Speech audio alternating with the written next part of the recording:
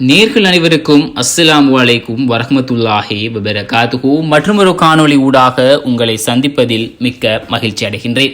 சமூக வலைத்தளங்களில் பரவலாக பேசப்பட்டு வரும் விடயம்தான் மதினாவில் துப்புரவு பணியாளராக கிட்டத்தட்ட 70 வருடங்களாக பணிபுரியும் பங்களாதேசத்தை சேர்ந்தவரை அங்கு சென்றுள்ள ஒரு அரேபியர் பார்த்து அவரை அன்பான முறையில் அணுகுகின்றார். அல்ஹம்துலில்லாஹ்.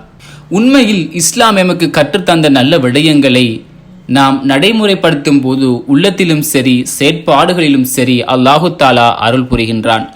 அது மட்டுமன்றி இறை தூதர் நபிகள் நாயகம் ஸல்லல்லாஹு அலைஹி வஸல்லம் அவர்கள் கடைசி உரையாகவும் அமைந்தது அரபியை விட அரபி அல்லாதவர்களுக்கு எந்த மேன்மையும் இல்லை, கருப்பரை விட வெள்ளையர்களுக்கு எந்த வேறுபாடும் இல்லை, உலகில் பிறந்த அனைவரும் சகோதரர்களே என்று இறை தூதர் நபிகள் நாயகம் ஸல்லல்லாஹு அலைஹி வஸல்லம் அவர்கள் அழகான முறையில் கூறியுள்ளார்கள்.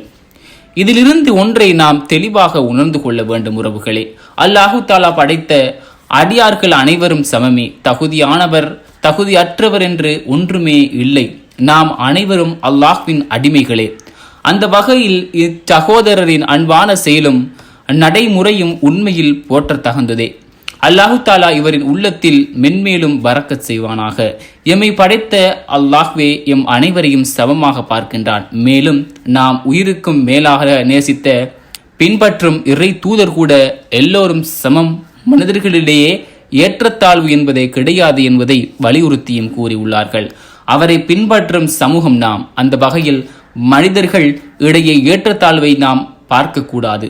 நாம் அனைவரும் அல்லாஹ்வின் அடிமைகள் என்பதை நாம் உள்ளத்தில் பதித்து வைத்து விட வேண்டும். எனவே நாம் அனைவரும் அல்லாஹு தாலா படைத்த அனைத்து உயிரினங்கள் மீதும் அன்புடனும் பண்புடனும் நடந்து கொள்வோம். உண்மையில் அதுவே மகத்தான வெற்றியாகும். அன்பார்ந்த நேயர்களே, இந்த இடத்தில் இன்னொரு விடயத்தை அழகான முறையில் பதிவு செய்யலாம் என்று நினைக்கின்றேன்.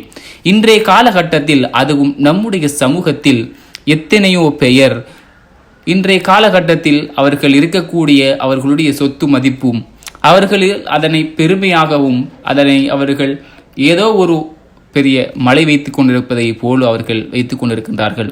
அதனால் அவர்கள் அது நாங்கள் ஒரு பெரியவரால் என்பதனை அவர்கள் வேறுபடுத்தி கொண்டிருக்கிறார்கள். அவர்கள் ஒரு வேறு, தாழ்த்த குடும்பம் ஒரு வேறு. அதாவது இதனை எப்படி கூற வேண்டும் என்றால், தாழ்ந்தவர்களை அவர்கள் ஒரு கேவலமான முறையில் பார்க்கக்கூடியவர்களாக இருக்கின்றார்கள்.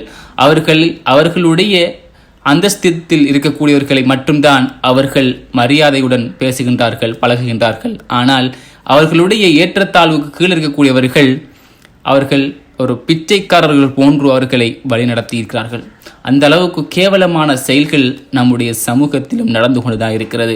அதனை நானும் பார்த்திருக்கின்றேன், நீங்களும் பார்த்திருக்கின்றீர்கள். எல்லாம் வல்ல இறைவன் அவர்களை பாதுகாக்க வேண்டும். மறுமை நாளில் அவர்களுக்கான கேள்விகளும் அவர்களுக்கான தண்டனைகளையும் கடுமையாக இருக்கும் என்பதனை தெளிவாக இந்த இடத்தில் கூற விரும்புகின்றேன். இன்ஷா அல்லாஹ் மற்றும் ஒரு காணொளி ஊடாக உங்களை சந்திக்கின்றேன். அஸ்ஸலாமு அலைக்கும் வரஹ்மத்துல்லாஹி வபரகாத்துஹு.